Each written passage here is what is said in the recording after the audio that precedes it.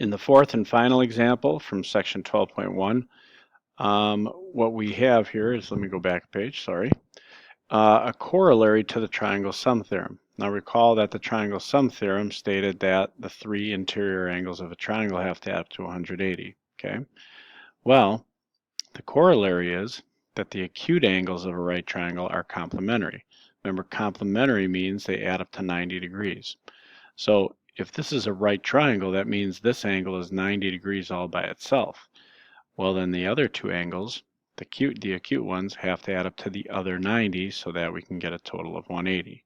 So if we know one angle is 90, automatically these other two have to add up to 180. So if we look here, in this problem, example 4, it says in the painting, the red triangle is a right triangle. So if we look at this triangle, clearly this would be the angle that appears to be 90 degrees. The measure of one acute angle in the triangle is twice the measure of the other.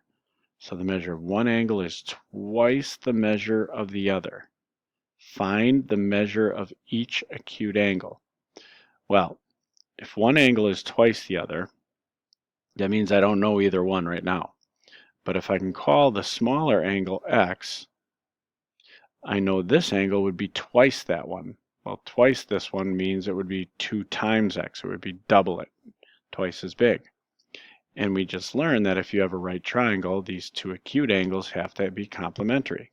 So I know that those two angles, x and 2x, have to add up to 90 degrees.